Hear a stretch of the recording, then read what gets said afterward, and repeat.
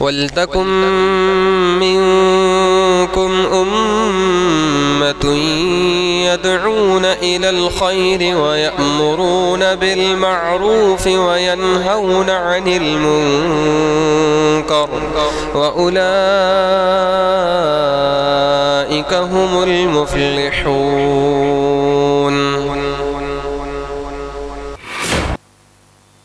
عمارہ بن حمزہ رحمہ اللہ کے تعلق سے آتا ہے کہ وہ خلیفہ منصور کے دربار میں آئے،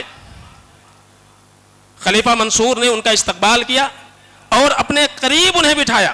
ایک شخص داخل ہوا اس کے دربار میں اور اس نے کہا مظلوم یا امیر المومنین، اے امیر المومنین میں مظلوم ہوں، مجھے انصاف چاہیے۔ کہا کہ تمہارے ساتھ ظلم کس نے کیا ہے؟ کہا ہمارے ساتھ عمارہ بن حمزہ نے ظلم کیا ہے، انہوں نے میرا حق مارا ہے، فلاں جائیداد پر میرا حق ہے لیکن انہوں نے اس کو غصب کر لیا ہے۔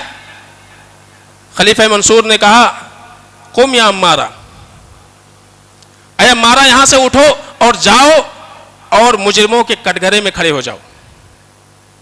عمارہ کہتے ہیں امیر المومنین میں نے کوئی ظلم نہیں کیا ہے، میں نے کسی کا حق نہیں مارا ہے، ہاں اتنا ضرور ہے کہ اگر سامنے والا یہ دعویٰ کرتا ہے کہ میں نے اس کا حق مارا ہے تو میں اس سے نہیں جھگڑوں گا، میں لڑوں گا نہیں، جس جائیداد پر اپنی ملکیت جتا رہا ہے وہ میں ابھی سے دے دے رہا ہوں، اور اگر اس پر میرا حق ہے پھر بھی میں اس کو دے دے رہا ہوں۔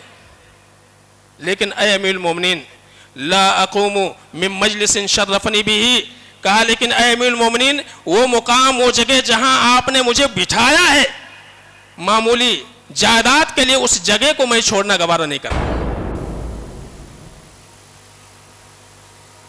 ان الحمد للہ نحمده ونستعینه ونستغفره ونعوذ بالله من شرور انفسنا ومن سیئات اعمالنا، من يهدي الله فلا مضل له ومن يضلل فلا هادي له، واشهد ان لا اله الا الله وحده لا شريك له، واشهد ان محمدا عبده ورسوله، اما بعد فاعوذ بالله من الشيطان الرجيم، بسم الله الرحمن الرحيم، يا أيها الذين آمنوا اتقوا الله حق تقاته ولا تموتن إلا وأنتم مسلمون، يا أيها الناس اتقوا ربكم الذي خلقكم من نفس واحدة وخلق منها زوجها وبث منهما رجالا كثيرا ونساء، واتقوا الله الذي تساءلون به والأرحام إن الله كان عليكم رقيبا، يا أيها الذين آمنوا اتقوا الله وقولوا قولا سديدا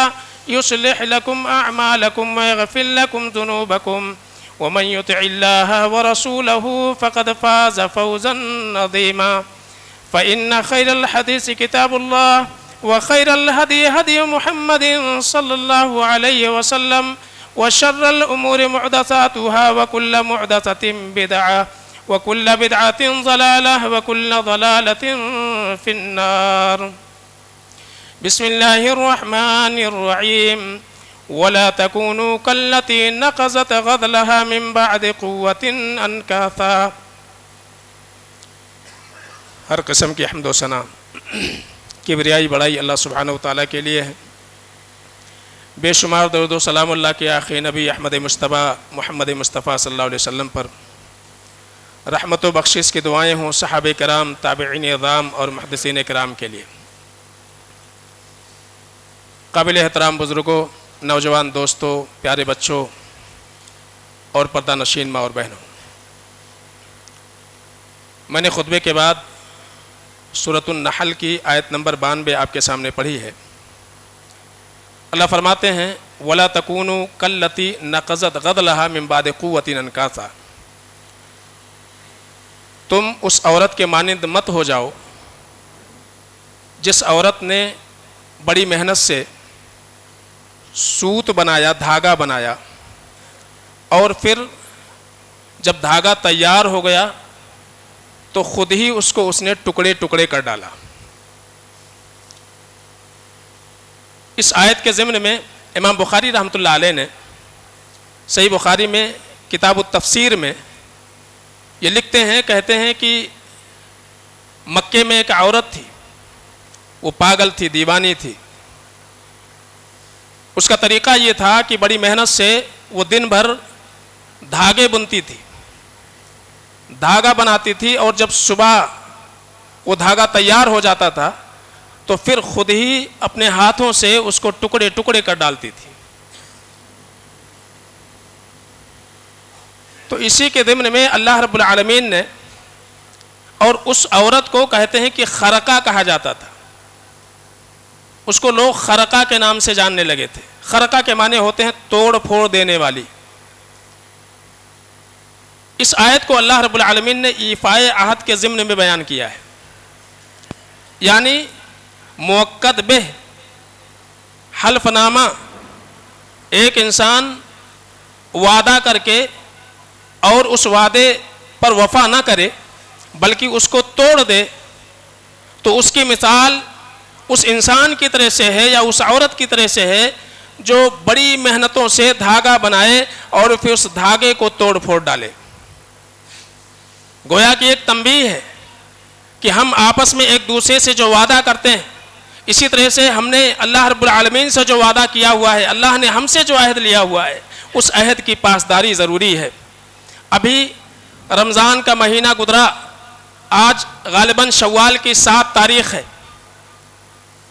کچھ ایام پہلے مساجد کے آبادی کا جو عالم تھا، آپ سب اس سے واقف ہیں کہ اللہ رب العالمین کے توفیق سے جو رمضان کے ایام گزرے، دن ہمارا روزوں سے گزرا، رات ہماری نوافل کا اہتمام کرتے ہوئے گزری، اور اسی طرح سے بقیہ اوقات میں تلاوت قرآن ہم نے کیا ہے، ذکر و اذکار کا اہتمام کیا ہے، اور خاص طور سے اللہ رب العالمین کی قربت کے لیے اور اپنی مغفرت کے لیے، اپنی بخشش کے لیے اللہ رب العالمین سے مختلف اوقات میں ہم نے دعائیں کی ہیں، استغفار کے کلمات ہم نے پڑھے ہیں، اللہ رب العالمین سے معافی مانگی ہے.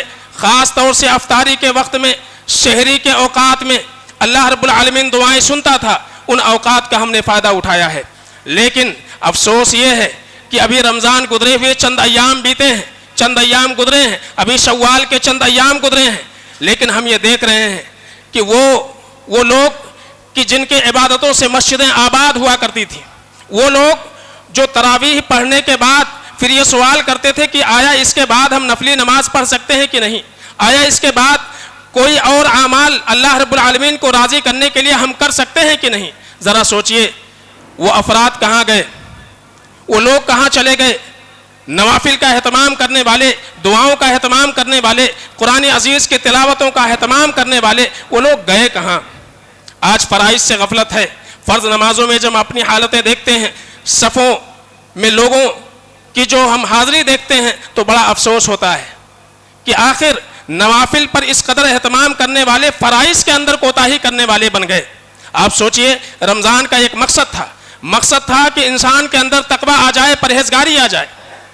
ہمیں یہ دیکھنا ہے کہ ایک مہینہ جو اللہ رب العالمین نے ہمیں دیا تھا، اس ایک مہینے کا مقصد یہ تھا کہ انسان کے اندر تقویٰ اور پرہیزگاری پیدا ہو جائے، انسان متقی بن جائے، پرہیزگاری آ جائے. رمضان کے دنوں میں نہ صرف یہ کہ ہم نے اپنے آپ کو حرام کاری سے بچایا، بلکہ حلال چیزوں سے بھی ہم نے اپنے اللہ کو راضی کرنے کے لیے حلال چیزوں سے بھی ہم نے اجتناب کیا ہے.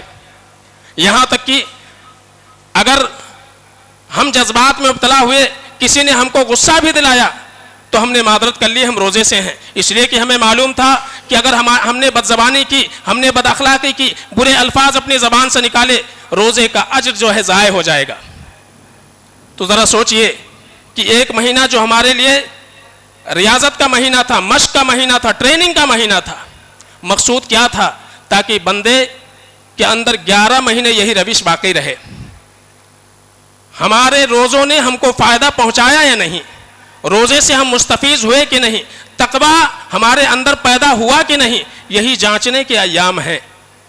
اگر عبادتوں کے تئیں وہی جذبہ اگر آج ہمارے اندر موجود ہے اور سال کے 11 مہینے بھی موجود رہے تو سمجھ لو رمضان کے روزے نے ہم کو فائدہ پہنچایا. لیکن رمضان گزر جانے کے بعد وہی پہلی روش جو رمضان سے پہلے تھی، وہی کوتاہی، وہی سستی جو رمضان کے پہلے ہمارے اندر پائی جاتی تھی، رمضان میں آ کر کے ہم نے اپنی سدھار کر لی، ہمارے اندر تبدیلی پیدا ہو گئی. رمضان جیسا ہی ختم ہوا، پھر اگر ہم پچھلی روش پر لوٹ آتے ہیں تو گویا کہ رمضان نے ہم کو کوئی فائدہ نہیں پہنچایا ہے. رمضان سے ہم مستفید نہیں ہوئے. اللہ نے جو اس کا مقصد بیان کیا تھا کہ تقویٰ آ جائے, پرہیزگاری آ جائے, وہ ہمارے اندر پیدا نہیں ہوا. تو یاد رکھیے, ہمیں اپنے آپ کو جانچنے کی ضرورت ہے کہ رمضان نے ہم کو فائدہ پہنچایا کیوں نہیں. لہذا ہم کو رمضانی نہیں بننا ہے, ہم کو ربانی بننا ہے. ربانی بننا ہے, رمضانی نہیں بننا ہے کہ رمضان کے ایام میں ہم نے عبادتوں کے تئیں محنت کی ہے, لیکن رمضان گزر جانے کے بعد ہم پھر عبادتوں سے غافل ہو گئے. ربانی وہ ہوتا ہے کہ جو اللہ رب العالمین کی عبادت پر مداومت برتتا ہے, ہمیشگی برتتا ہے, اس کی زندگی میں کوئی تبدیلی نہیں آتی ہے عبادتوں کے تئیں, وہ سست نہیں پڑتا ہے, وہ کاہلی کا شکار نہیں ہوتا ہے, بلکہ ہر حال میں پوری زندگی اس کی عبادتوں میں گزرتی ہے. اللہ رب العالمین کا اپنے بندوں سے یہی مطلوب ہے, وَعْبُدْ رَبَّكَ حَتَّى يَأْتِيَكَ الْيَقِينُ. اپنے رب کی عبادت موت آنے تک کرنی ہے. عمل پر مداومت شریعت کے نگاہ میں مطلوب ہے کہ ایک انسان عمل پر مداومت کرے, عمل پر ہمیشگی برتے. بشر الحافی رحمہ اللہ سے پوچھنے والوں نے پوچھا کہ بعض افراد ایسے ہیں کہ رمضان کا جب مہینہ آتا ہے تو صرف رمضان کے مہینے میں وہ عبادتیں کرتے ہیں. انہوں نے کہا بئس القوم قوم لا یعرفون للہ حقا الا فی شہر رمضان. کہا بہت ہی برے ہیں وہ لوگ, بہت ہی برے ہیں وہ لوگ جو اللہ رب العالمین کے حقوق صرف رمضان میں سمجھتے ہیں. رمضان آیا تو اللہ رب العالمین کے حقوق کیا ہیں ہمارے اوپر, وہ ہم کو سمجھ میں آیا, ہم نے اس کے لیے محنتیں کی, ہم نے اس کے لیے کوششیں کی. اور کہتے ہیں وَإِنَّ الصَّالِحَ الَّذِي يَتَعَبَّدُ وَيَجْتَهِدُ السَّنَةَ كُلَّهَا. کہا لیکن صالح انسان وہ ہے, نیک انسان وہ ہے, متقی انسان وہ ہے جو اللہ رب العالمین کی عبادت پوری سال محنت سے کرتا ہے, پورے سال جو ہے وہ مداومت برتتا ہے عبادتوں پر, وہ نیک انسان ہے. تو ایک پہچان بتائی گئی کہ صرف اور صرف رمضان ہی میں عبادتوں کا اہتمام کر لینا, زکوٰۃ و صدقات کا اہتمام کر لینا, نوافل کا اہتمام کر لینا, ذکر و اذکار کا اہتمام کر لینا, یہ کافی نہیں ہے.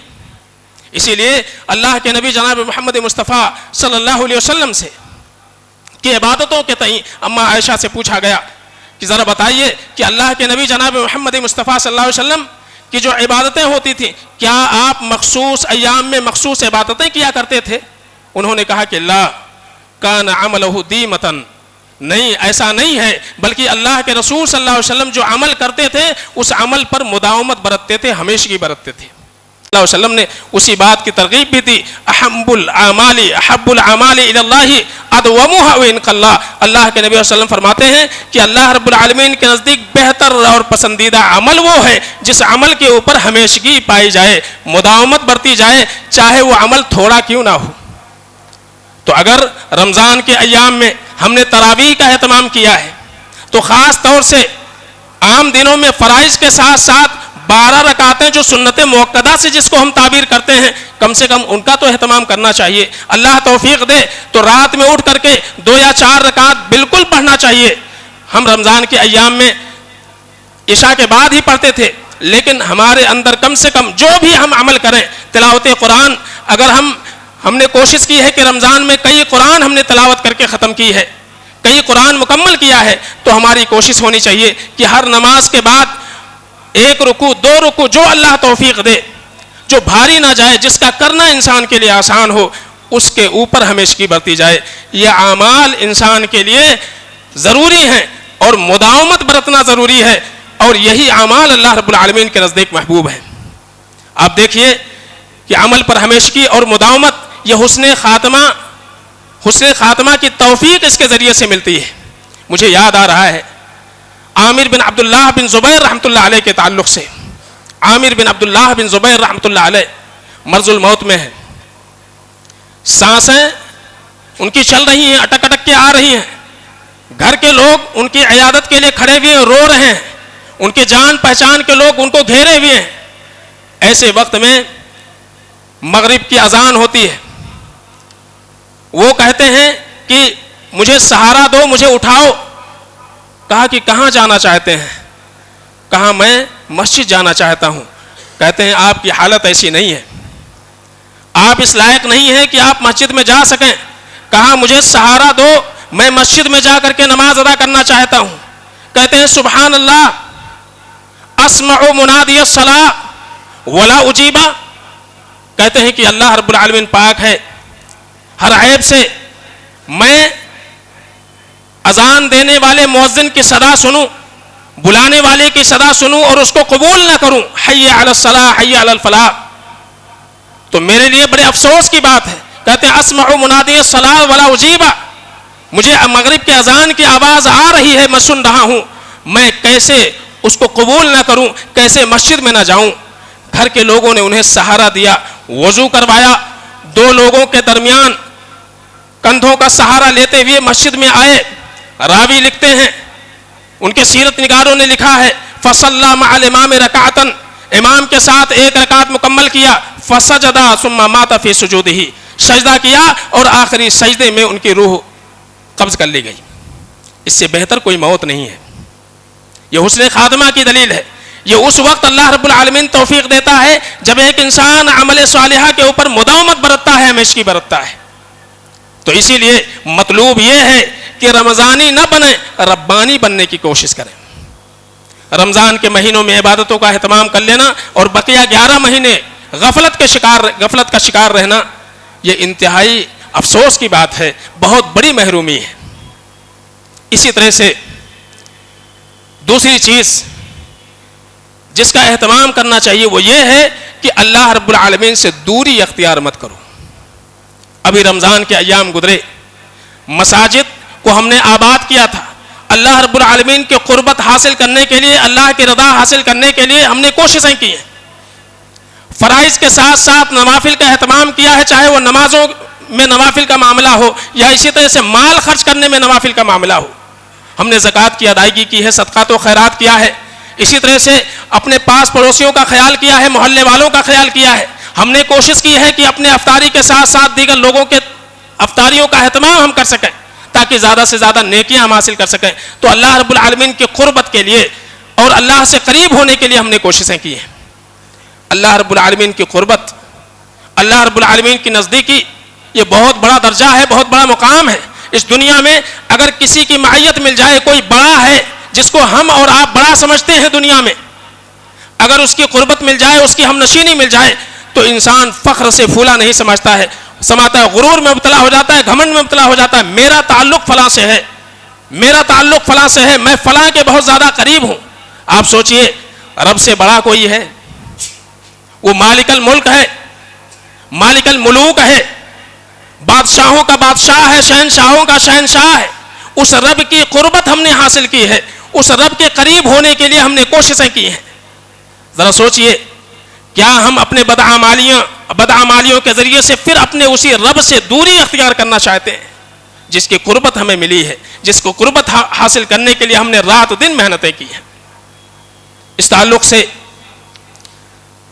حضرت انس بن مالک رضی اللہ تعالیٰ عنہ کہتے ہیں، محشر کا میدان ہوگا، سارے لوگ جمع ہوں گے، اللہ رب العالمین کے جانب سے آواز آئے گی، صدا آئے گی، این جیرانی، میرے پڑوسی کہاں ہیں، میرے پڑوسی کہاں ہیں؟ فتقول الملائکہ ربنا ومن ينبغي ان يجاورك، فرشتے کہیں گے کہ اے ہمارے رب، تیری شان بڑی عظیم ہے، کون ہے کس کو یہ زیب دیتا ہے کہ وہ تیرا جو ہے پڑوس پناہ اختیار کرے؟ کون ہے تیرے پڑوسی؟ کس کے لیے زیبا ہے؟ وہ کہیں گے اللہ رب العالمین، راوی کہتے ہیں فیقول اللہ عز وجل، اللہ رب العالمین فرمائے گا این عمار المساجد، مسجدوں کے آباد کرنے والے کہاں ہیں؟ وہ لوگ جو مسجدوں کو آباد کرتے تھے وہ کہاں ہیں؟ اللہ فرماتے ہیں انما یعمر مساجد اللہ من آمن باللہ والیوم الآخر، مسجدوں کو وہ لوگ آباد کرتے ہیں جو اللہ اور یوم آخرت پر ایمان لاتے ہیں۔ تو ہم نے رمضان کے دنوں میں اللہ رب العالمین کی قربت حاصل کی ہے، اللہ کی نزدیکی حاصل کرنے کے لیے ہم نے کوششیں کی ہیں۔ یاد رکھیے بہت بڑی محرومی ہوگی کہ ایک انسان اللہ کے قریب ہو کر کے پھر اللہ رب العالمین سے دور ہو جائے۔ یہ قربت ہمیں چھوڑنی نہیں ہے۔ عمارہ بن حمزہ رحمہ اللہ کے تعلق سے آتا ہے کہ وہ خلیفہ منصور کے دربار میں آئے، خلیفہ منصور نے ان کا استقبال کیا اور اپنے قریب انہیں بٹھایا۔ ایک شخص داخل ہوا اس کے دربار میں، اور اس نے کہا مظلوم یا امیر المومنین، اے امیر المومنین میں مظلوم ہوں، مجھے انصاف چاہیے۔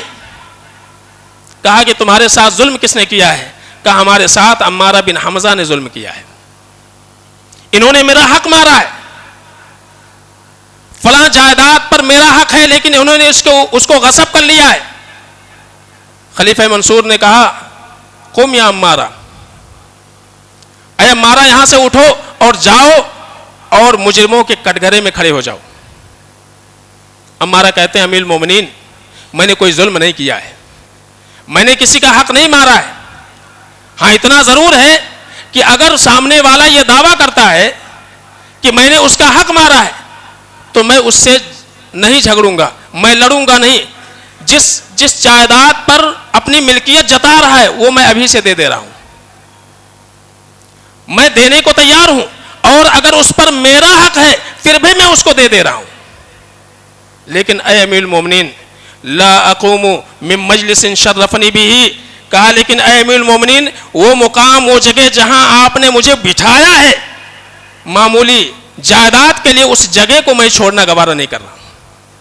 ذرا سوچئے کہ دنیا میں ایک امیر المومنین کی قربت کے لیے، ایک انسان کی قربت کے لیے کہ جس کی ہم نشینی اسے حاصل ہو گئی، اس کے لیے اپنی جائیداد آدمی چھوڑنے کو تیار ہے۔